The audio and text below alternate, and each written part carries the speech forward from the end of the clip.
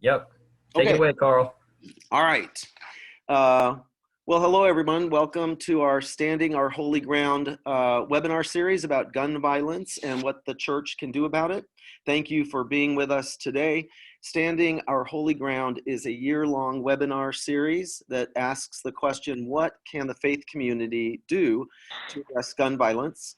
This is our 8th webinar in our series, and we're discussing today the documentary Behind the Bullet, with its director and some of those who appear in the documentary. So we're really delighted to have this particular group assembled today. Our series is hosted by the Presbyterian Peacemaking Program in collaboration with the Presbyterian Peace Fellowship. My name's Carl Horton. I am the coordinator for the program, and I'll be moderator for today's discussion. My colleague Simon Dune is monitoring our webinar platform to make sure everything runs smoothly. Before I move forward to introduce our panelists today, I want to review the common understandings that we've developed for the webinar series. These are intended to set a baseline of understanding, center our conversation, and guide our discussion as we talk about what is a complicated issue for us today. So let's go through these quickly. Many of you have already seen them, but it's helpful to review them as we begin some hard conversations. Number one, gun violence is a public health epidemic that impacts our communities, our congregations and members, whether they know it or not.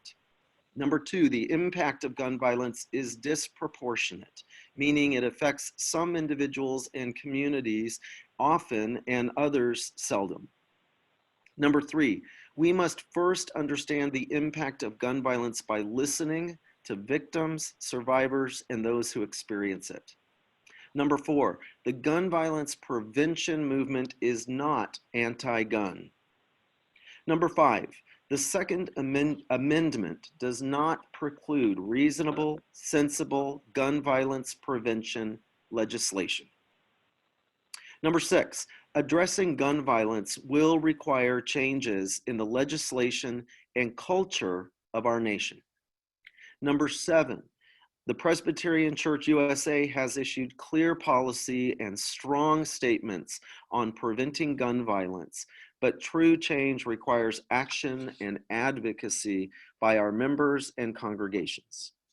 Number eight, as people of faith, we must pay attention to the discrepancies between the teachings of our faith tradition and the messaging of media and special interest groups. Number nine, this webinar series is an opportunity for constructive conversation and learning, and not for the posturing and polarizing rhetoric that has characterized the gun violence debate. And finally, number 10, our panelists and participants in this webinar series are asked to demonstrate mutual respect, listen for understanding, and engage in a way that bears witness to the best values and practices of our faith tradition. And we thank the gun violence gospel values for some of those, and the Gun Violence Prevention Task Force of the Episcopal Diocese of Los Angeles. Okay, now for a quick overview of how you who are tuning in today can ask questions. If you visit your control panel, so move your cursor and scroll it around until you find a control panel on your screen. It may be at the top, it may be at the bottom, but when you find that, you will see a Q&A tab. And on that Q&A tab, you can post a question. And we would ask you to indicate if it is for any one of the panelists, or if it's a general question that you would welcome the whole panel to consider. So we will get to those questions at the end of the webinar. We're going to save time for that. So what we're going to do today is hear from each panelist and then review questions at the end. So please go ahead during this webinar and start submitting those questions as you hear from our panelists. So we're going to begin today, though, by showing the trailer for Behind the Bullet. This will help those of you who haven't had a chance to watch the film to see a sample of it and the stories that it tells. It will compel you to watch the whole documentary if you're only watching the trailer so far. The Behind the Bullet documentary is one that explores a side of gun violence that really is rarely talked about. And we were drawn to it because of that reason, the impact that a shooting has on the shooter. The film answers the question, what does shooting and killing someone do to a person whose intentions are good? The film takes an intimate, non-polarizing look at how taking a life forever changed 4 people, emotionally, psychologically, and spiritually, offering a really insightful and powerful perspective on gun violence in our country today. So let's take a look at the trailer.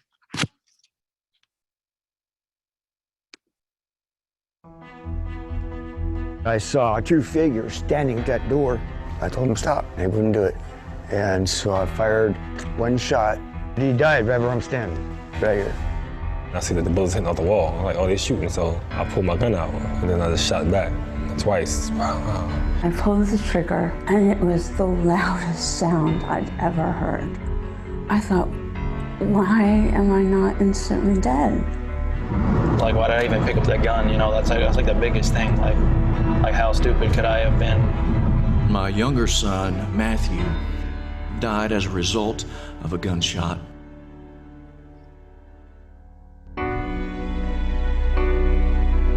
I'm afraid to go to bed at night. My dreams are horrible. I relive this every day. I didn't realize how many people's lives I impact by taking his life. I didn't think I could be forgiven. I've had 45 surgeries to date. Every single bit of me has been harvested to fix my face. Taylor was 8 years old at the time. It was important that he comes through this on the other side okay. Do you ever get over something like that? It's how you live with it is what counts. I was so grateful that I survived. I reminded myself every day, I'm alive. I'm alive. It's all brought us closer, and I appreciate it. Y'all all done for me. I'm proud of it.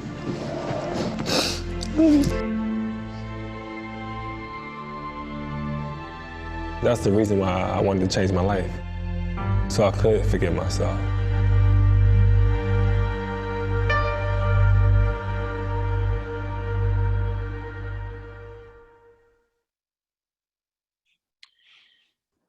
Wow, even a powerful trailer.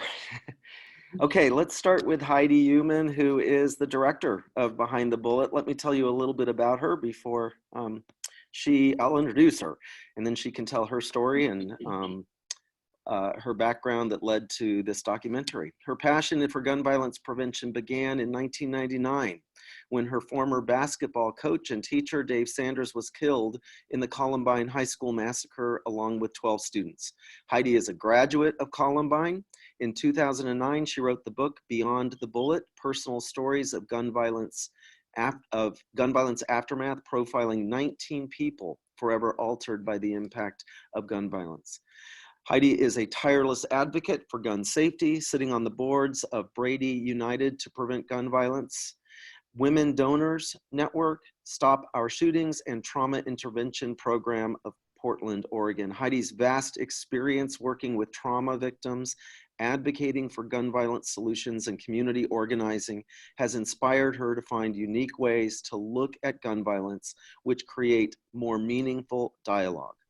Behind the Bullet is Heidi's first feature documentary. Heidi, welcome. Thank you so much. So glad to be here, and I'm so thrilled that you guys are putting this on to create this important conversation.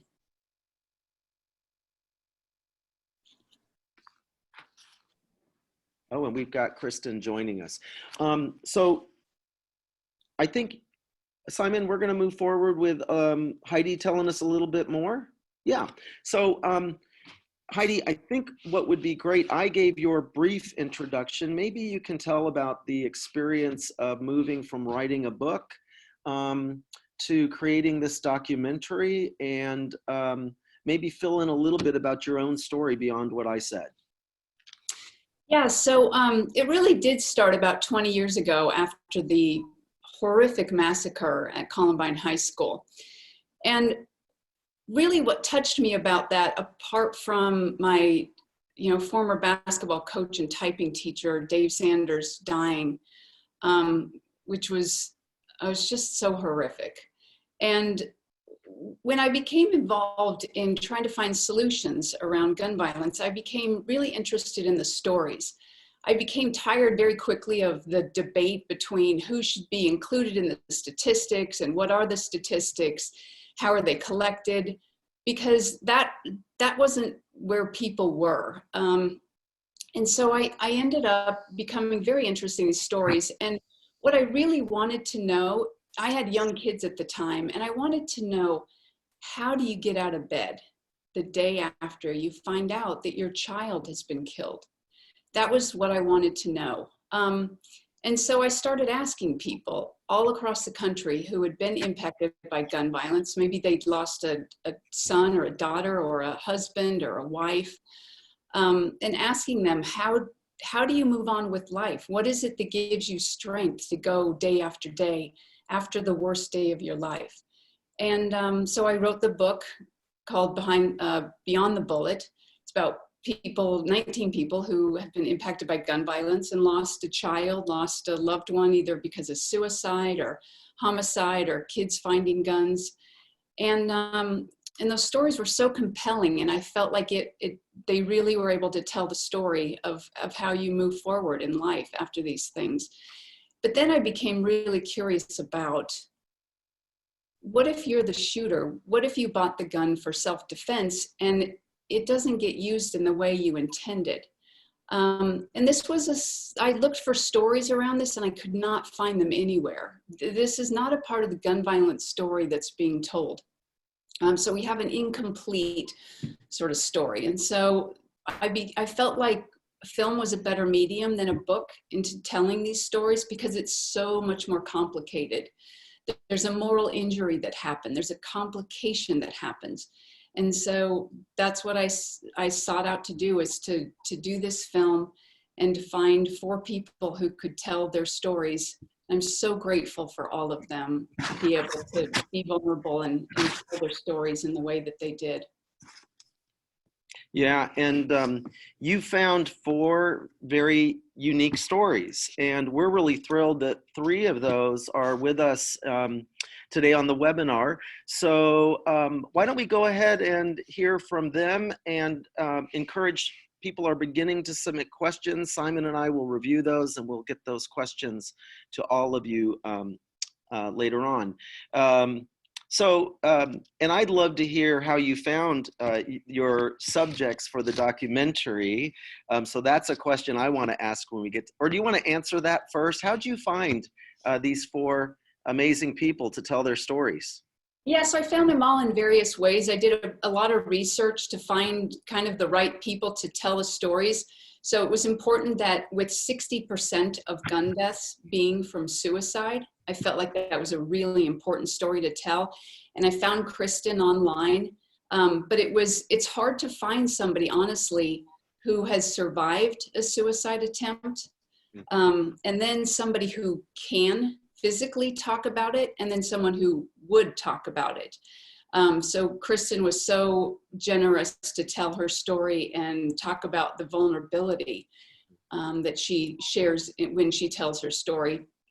So I found her online. Darren had told a story to a reporter about the depth of pain that their family experienced after the death of his son. And through that story about how their faith community helped them through and continues to help them through, and how important that was. And Will, I contacted, we were both doing a speech down in Washington, D.C. at a mother's rally for people who had lost, mothers who had lost children to gun violence. And he told his story of being a shooter and how that's impacted him. And so we got in touch that way. And all of them, I spent a lot of time gaining their trust. I was a stranger, and I was aware of that. I was a stranger coming into their world and saying, can you tell me about the worst day of your life and all the days after? And they all were able to find vulnerability in that moment, even with 2 cameras in front of them, but we did a lot to make sure that they felt safe with me and that I didn't have some ulterior motive. Mm-hmm. Tell us a little bit about the fourth subject that you found that's not able to be with us today as well. Yeah, so Kevin shot an intruder in his house, and I found him online actually through an NRA website, and they were deeming him a hero for saving the day, being the good guy with the gun. And but he wanted to tell his story because he's really challenged even to this day with the complications of it. So intellectually and lawfully, he's been deemed a hero and everything's okay, but that's not sitting well with him internally. And he's still struggling with the fact that he took a life, even though the law says it was okay and society says it was okay. Mm-hmm. So he was also an important story to tell. Yeah. Well, you've done an amazing job of weaving together these four distinct narratives into really one look at the impact of gun violence on shooters. And so it's a remarkable look, and I'm anxious to hear from Kristen, Will, and Darren. So Will, we're going to start with you. Let me introduce Will to the group. Will Little grew up on the streets of Philadelphia, where violence, drugs, and death were a part of his everyday experience. After being shot at by a group of teens after exiting a roller rink, Will shot back, and he ended up killing an 18-year-old. He was charged with murder, and he served a 10-year sentence in prison, where he reformed himself. He has dedicated the past 19 years of his life to giving back to his community through mentoring young people, speaking at schools, halfway houses, prisons, and organizations dedicated to stopping the recurring violence. Much of his work focuses on stopping retaliative shootings. Will, I really like that shirt in your picture. I have to find out where you got the Teach Peace shirt. But thank you for being with us. Let's take a little time for you to introduce yourself and tell a bit about your story. Okay, well, my name is Will Little, Will Latif Little. Born in North Carolina, raised in Philadelphia in a single parent home with 4 sisters, a mother, and a grandmother. So I was a real introvert as a kid, real quiet, and always just trying to figure things out on my own because I feel as though I didn't have no one to go to and talk about my problems as a young boy, growing up in a house of women.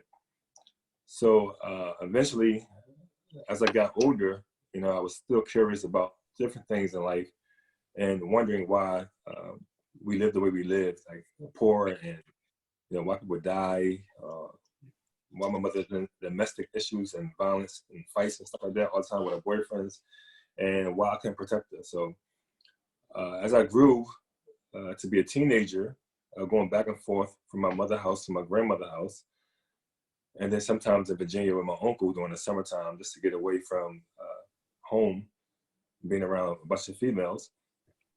I came home one day to live back with my mother at the age of 13 years old. My mother got into a fight with her boyfriend at that time, and I decided to jump in the fight because I was tired of seeing my mother in fights with men. And I had no one to call. I couldn't call my father, I couldn't call my uncles because they all still lived in North Carolina. And I said, I got to man up eventually and just stop, bring this to a halt.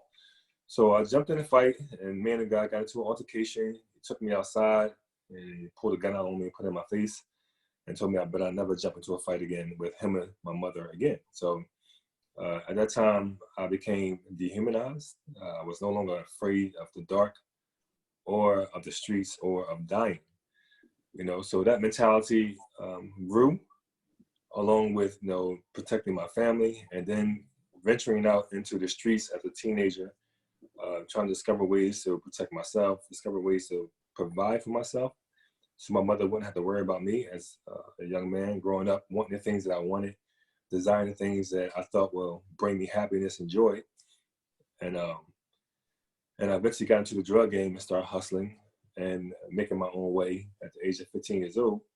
Me and my friends, I had a lot of friends, like 10 of us, that we hung around each other every day. We went to elementary school together, to junior high school together. to high school together.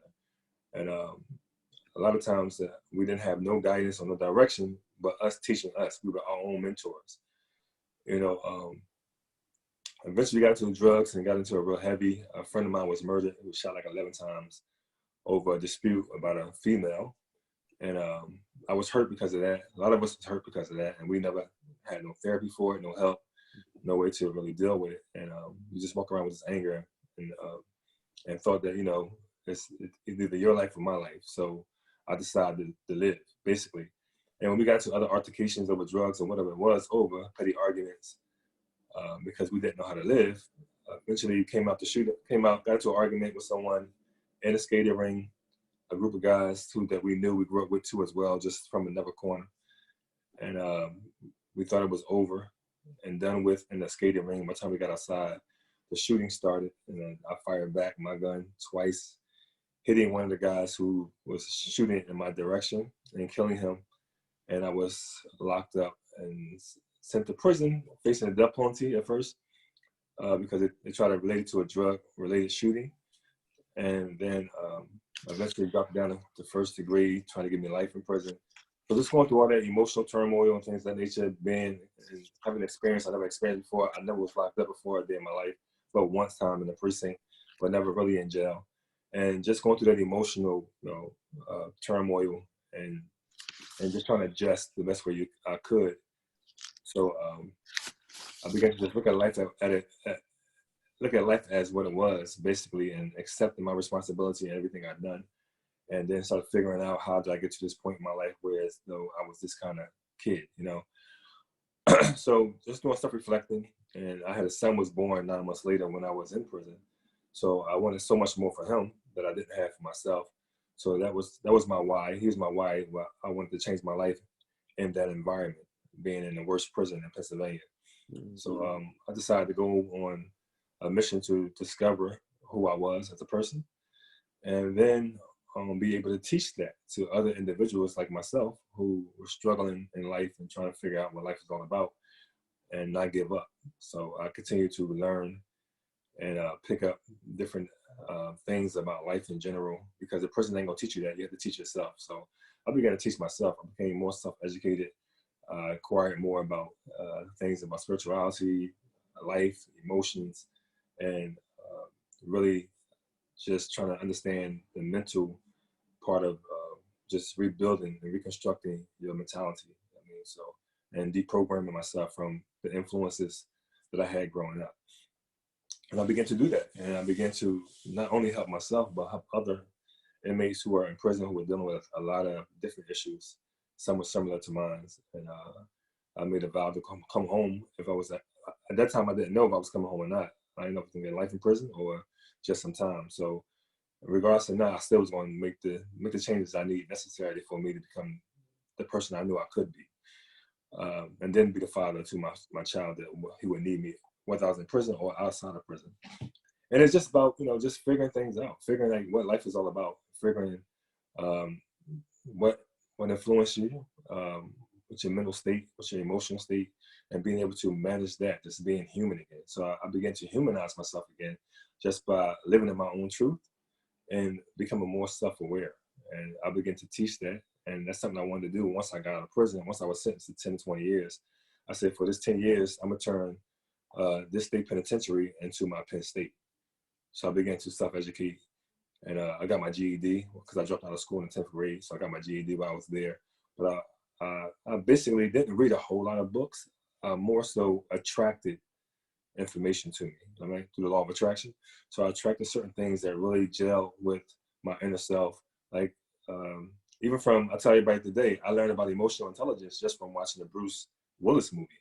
The Die Hard 1, when the terrorist told Bruce Willis, you're acting off emotions without using the benefit of your intellect. And because I was so much in tune with trying to learn myself, that resonated with me so much and it stuck to me. So I was like, that's me right there. So I began to find different things that could help me pull off the layers that I had on me and also rebuild and reconstruct myself as a human being. And I started helping other people, and I see that I had a voice So I began speaking more. And then I vowed when I came home, I wanted to get back to my community. The same community I caused destruction in was the same community I wanted to get back and bring the right information that we needed in order for us to start moving forward instead of living backwards. That's what I've been doing for the last 22 years. God, really well put, Will. That is, that's powerful. I'm glad you share your story. And I have a list of questions for you that I will ask if others don't. So let's move, thank you, Will. Let's move on to Kristen Mcgillis. Kristen McGinnis.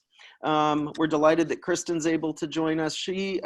Kristen's story is about having bought a gun for self-defense. Having bought a gun for self-defense in case someone broke into her apartment. She did not know a few years later so many things in her life would fall apart, and she would use that gun to try and kill herself. 3 weeks after pulling the trigger, she woke up from a coma with half of her face missing. She spent the next 5 years enduring 46 surgeries to reconstruct her face. The film begins with Kristen undergoing her 47th surgery while learning the toll it has taken on her. So Kristen, welcome. We are delighted that we could get the technology working to have you with us. And Kristen, why don't you share with our viewers a little bit more of your story? Great, thank you. Yeah. Up until 2009, I lived a charmed life. I worked for the Nature Conservancy, and I loved my job. It wasn't a job; it was a passion. Then things started to fall apart. I got fired from my job, and I didn't know what I wanted to do after that. I moved in with a man that I thought would become my husband. I lost my dog. My grandma died. Anything that you can think of that would be a really rough stressor, I was dealing with it, and not very well. So I started falling into a very deep depression. My insurance ran out, so I didn't have access to antidepressant, anti-anxiety medication. That made a big difference to me. So to compensate, I started drinking. And there were many days where I didn't eat anything. I got all my calories from wine. Not a really good solution. Please don't try it. And my boyfriend broke up with me. I moved into an apartment with the last of my savings. And I decided, after helping my grandmother come to the end of her life, that I was determined to become a nurse. It was my destiny. I'm good at taking care of people. So I went into school to become a medical assistant, and I made straight A's, and I was really good at it. At the same time, the money was running out so fast, and I was so scared. One day, I woke up, October 22nd, 2010. I didn't wake up. I got up. I've been awake all night long, worrying and crying and feeling miserable. And so I decided to end it. And I didn't want to shoot the gun in the apartment because the bullet was a .357 hollow point, and I knew it could go through the wall and hurt somebody else. So I went out on the balcony where there are 4x4s for structure. I grabbed a little angel ornament in one hand, and I sat there for a moment and I prayed. I asked for forgiveness for what I was about to do, and I asked that it wouldn't be too hard on my friends and family. In hindsight and knowing what they went through, it's not a waste of a prayer, but I put them through hell. So I put the gun right here, and I pulled the trigger, and it went click, because there wasn't a bullet in that chamber. And I thought, well, maybe this is a sign I shouldn't do this. And then I decided I really wanted to die. I wanted to die. I wanted to be gone. So I put the gun back here, and I aimed so that it would come out the back of my head here. And I clicked, and the gun went boom, like a cannon. I never heard anything so loud and so close to my face. And I thought, oh, this is weird. I thought I'd be dead right away. And then I heard my roommate screaming. And he wasn't supposed to be home. He was supposed to be at work. He was running all over the apartment screaming, where are you? What was that? What have you done?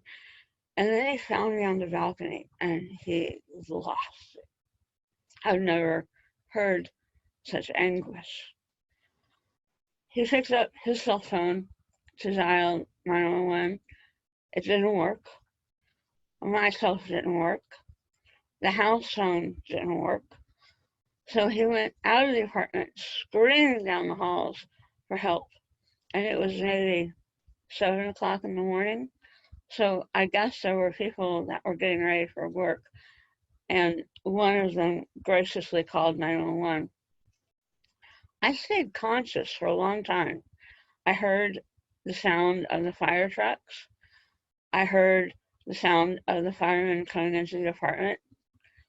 One of the firemen stood over me and grabbed my shoulders and said, you're going to be okay. I've got you. Then I went into the coma. And the next thing I remember are horrible nightmares. Horrible nightmares. I mean, even now, I remember those nightmares more vividly than I do parts of my real life. In one of them, I was drowning. I was probably choking to death on my own blood. The paramedics got there in record time, and I forget how many liters a woman has in her body, but I was missing 80% of that blood. It was everywhere, I'm told. And then they rushed me to Fairfax Hospital, where one of the best trauma surgeons in the world worked on me for about 18 hours, I think. Dr. Russo. I had an awesome opportunity to meet her and thank her. And she said, oh, I wasn't letting you go. You were going to live. And I did. And I got to thank her. And I've gone through 49 surgeries now. And I still have a few more to go. You can tell my face, the scars need to be released so I can function better with my mouth. And I also am missing a lot of teeth. And in the meantime, I volunteer at Fairfax Hospital. I counsel trauma patients. I walk in and tell them, I've been in that bed. I know where you are. You're going to be okay. You're in the right place. And when they learn my story, they sit up and brighten, and they want to know answers to all the questions they're afraid to ask. And I'll tell them. When there's a suicide attempt survivor, the director of the trauma unit calls me, and I go in especially for them. Right now, for the past couple of years, I've developed a condition called neuropathy, where the nerves in my body have died. And now the nerves are starting to regenerate, and it's incredibly painful. So I can't drive yet.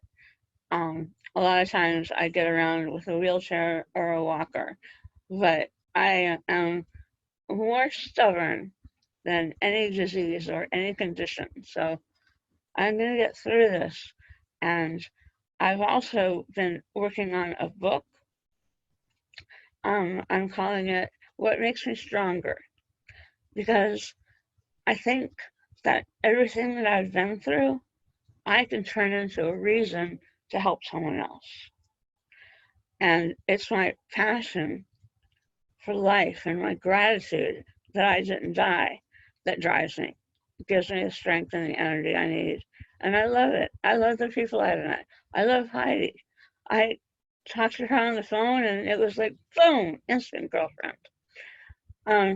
I'm told that my dad gave her a hard time about giving her my phone number. He wants to know what kind of kook she was. But she convinced him that she was on the up and up. And now I know he's thrilled that we're in touch, because, man, Heidi, you've taken me a long way in the path to healing. And I'm very grateful. Are there any questions?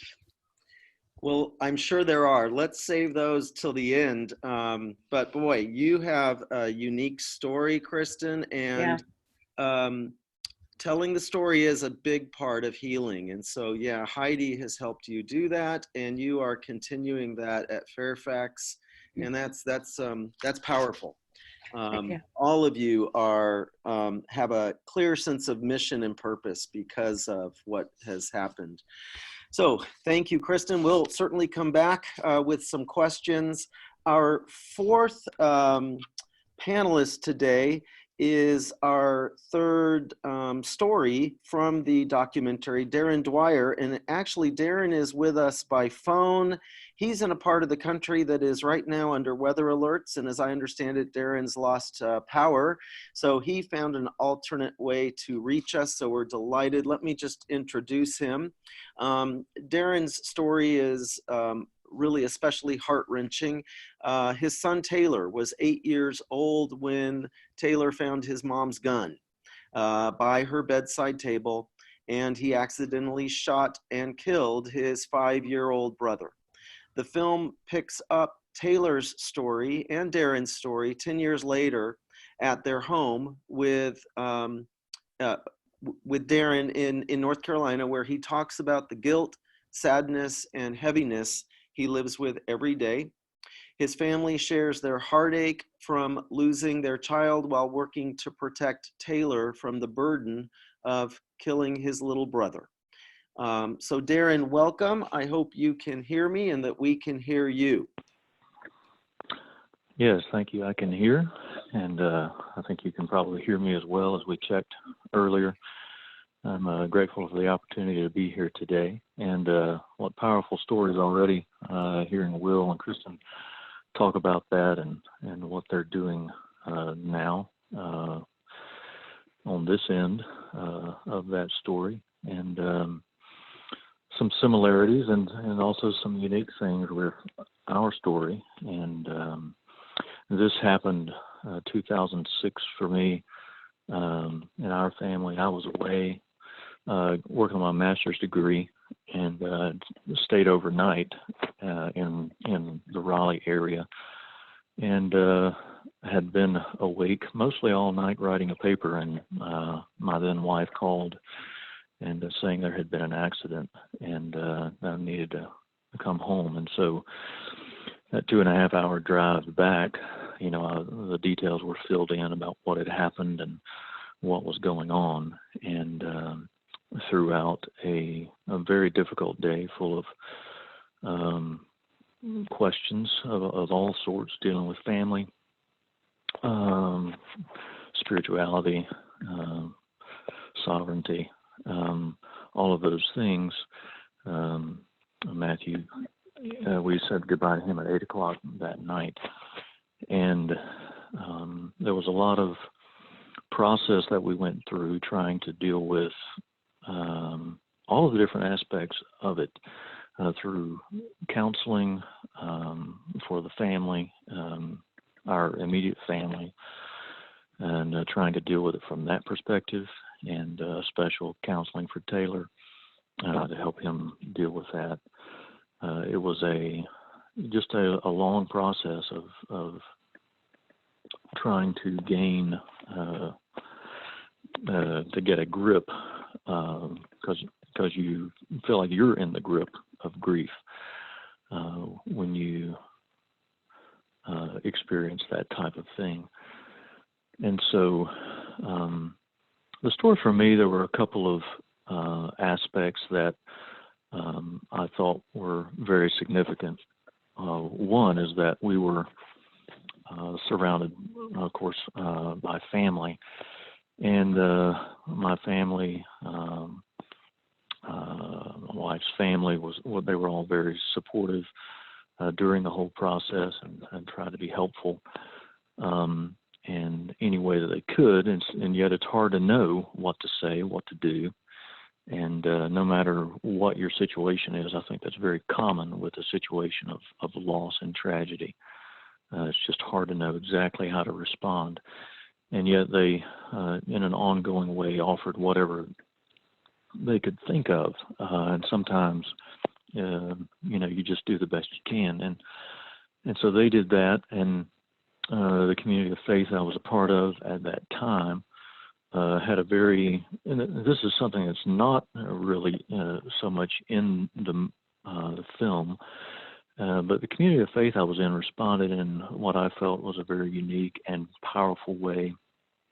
The house that we lived in, of course, it felt very different after Matthew had died there, and it was hard to come back to. And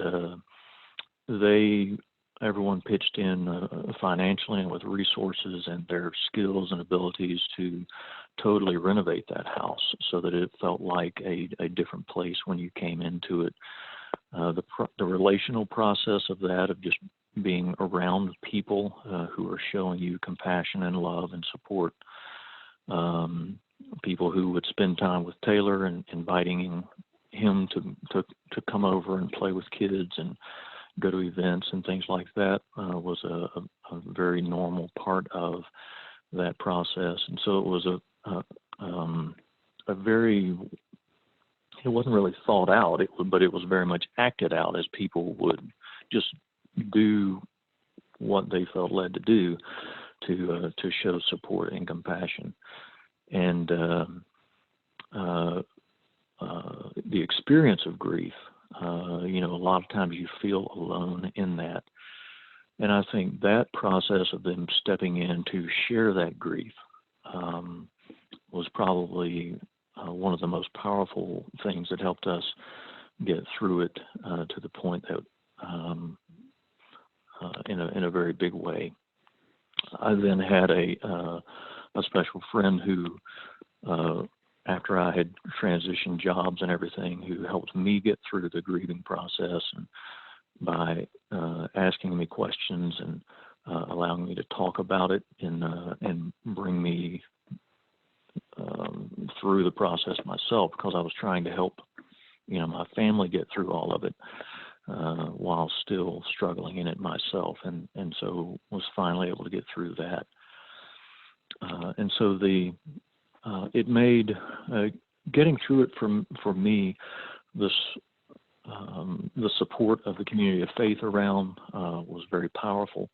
It did not leave me without very deep and significant questions spiritually related to God and how this could happen and why it would happen at such a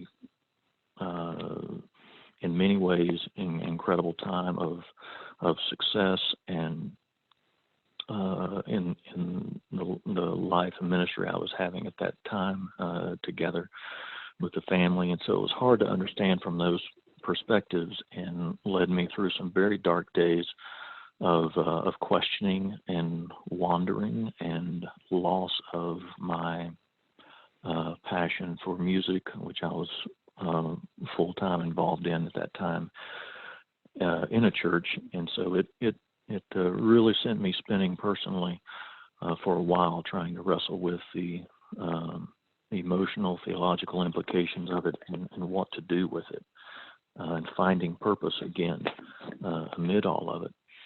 And some of the things that Taylor and I now are involved in music together, we spend a lot of time together through a real estate investing company we began a couple of years ago called Redbird Properties. And one of the main vision of that is, of course, we make a living through that, but one of the key visions of it is to do well enough with it that when we encounter a family, especially one who's been through hardship, trauma, loss, like we have, to be able to do a house renovation for them free of charge that will lighten the load for them and perhaps give them a new perspective and resources and setting that they didn't have before. And so a lot of things have come out of it. I mean, we also play benefit concerts for different organizations in the community. And so it's those are a couple of the outlets that we have found, in addition to being able to talk with people about our own experience and try to give guidance and support where we can.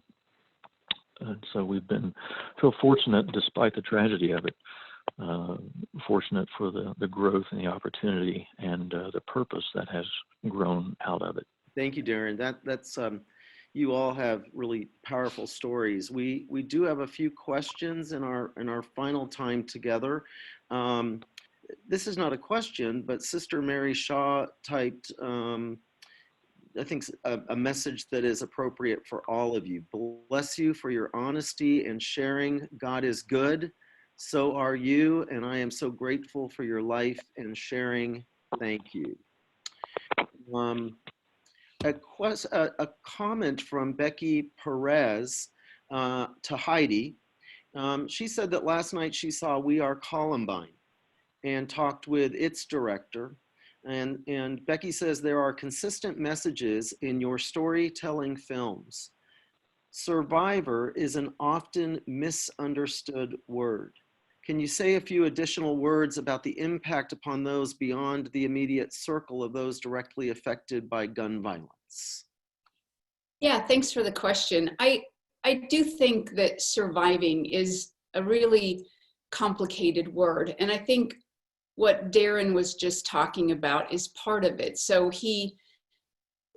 when we talk about surviving, we're usually talking about the positive aspects and why someone's so great and how they've triumphed. But Darren, he was just talking about the struggles that he had, the struggles with his faith, the struggles of his direction, not being able to play music in a joyous way and then trying to find his way back to that and loving that with his son Taylor and coming together with that. So I think surviving something, also we have to recognize that part of it is the downside of it. And we have to have that. It's the yin and the yang of it all. So everybody in the film has dealt with the tragedy of what happened, the loss, the struggle, the struggle for self-forgiveness, for forgiveness of the situation, maybe forgiveness of other people. And that's all part of the surviving. It's very complicated. And that was part of the reasoning for the film. And I think Laura with We Are Columbine, her film, addresses that as well, where it's about the complication of it. And we're in this like weird place right now where we're always looking for bumper sticker solutions. And I wanted to create a film that shows the complications of it. You don't just have a bad thing happen and then you're over it. It doesn't go away in a year once all the anniversaries happen and then you're all good. It's a lifetime of impact. And so surviving it is an important part, but we have to recognize the empathy that's needed in that when people are going through it, and that it's complicated. Yeah. I'm struck by the layers of injury that I'm hearing, the spiritual injury, the physical injury, the moral injury that we hear, even those involved in the armed forces come back with an injury, and these injuries do last a lifetime. I'm really struck by the vulnerability of your subjects in the documentary, that each gets to a place of, and I'm sure that comes out of woundedness, and healing. I've heard that from all of you. Will, especially, you mentioned about when the gun was pointed in your face, how dehumanizing that was. And and you used language about rehumanizing ourselves, because I do think gun violence takes away some of the humanity. I mean, I think to be able to shoot somebody, even yourself, Kristen, you have to sort of deny your own worth and humanity. And so I really appreciate the language in each of your stories that you're restoring sort of wholeness, right? You're rehumanizing. So it does seem like it's a lifetime task. And I appreciate that you all are sharing this with all of us. One of the questions from another listener, Ron Tilley, wonders about if this film, Heidi, and the rest of you, is in the film festival cycle, and how is that impacting you, Heidi, as a filmmaker, and maybe the subjects when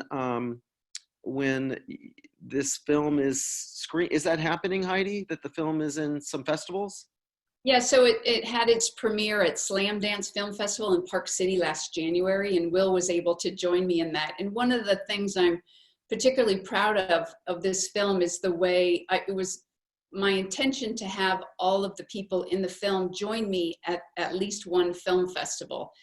And we've got one coming up in New Mexico, Las Cruces Film Festival, that's coming up, and then one in Toronto. But our primarily the film festivals were last year, and Kristen has been able to come to a couple screenings with me and tell more of her story. Will's been to several. Darren and Taylor came to one when we were in North Carolina, and they've all been able to expand on their story because, as you can see, even from today, I've learned a couple new things, and I spent days and days with all of them. Their stories are complex, and I could only show a small part of their story, and they continue to live life, and they continue to prosper and find new ways of surviving and dealing with all of this. So yeah, it continues, and on my website, behindthebulletfilm.com, is the schedule of all the film festivals. So I appreciate the question. Yeah. Okay, we have a few minutes left. I wonder if Will, Kristen, or Darren, would you all want to add anything to the conversation at this point? Yeah, I thought it was interesting as we went through the conversation here and listening to Will and Kristen and how they are enacting themselves in the community that they're in, how that it's different for all of us. You know, there's no one single way that is appropriate in the wake of this to help others who are suffering from gun violence in whatever way. I don't know that there's ever a wrong way to show support and love. It's compassion. It has 1,000 faces. And for me, it was a strong community of faith, a strong influence of family, a strong friendship. For someone else like Kristen, it may be visiting the hospital. For Will, it's the different ways he's involved in his community. As the church tries to react and live out their faith in regard to all of it, I think one of the beautiful things about it is that in every community, the church is called to be the church for that community, not the community where you are in New York and has to be the same as mine. We can each be authentic in our compassion by using whatever gifts and talents and calling is on our lives to show compassion to those who are needing it. And there is a lot of need surrounding incidents like this that happen. So many different facets of it, as Heidi was careful to point out. And so everyone has a different set of gifts and ways that you are able to show compassion, to take action, to instigate change and improvement, moral strength and fiber in the community. And so I think it's a beautiful thing that that something so tragic and harsh and ugly in our society can be met with something even more powerful and beautiful in the hands and feet of compassion, and the ways that it can be shown as we not only try to love one another, but also stand in the ways that we should against gun violence and the ways that it shakes our society to its very core. So I think it's great to meet an ugly thing with a beautiful thing. And I think when we do that, we truly live out our calling. Absolutely. Thanks so much, Darren, for that comment. We are running out of time, so I'm going to take over and conclude our webinar. One thing we want to be sure that everyone is aware of is that you can watch Behind the Bullet. If you haven't done so already, you can rent or purchase the film on Amazon Prime Video, on YouTube, or on iTunes. Just search Behind the Bullet. And we continue our webinar series next week on February 13th at 2 p.m.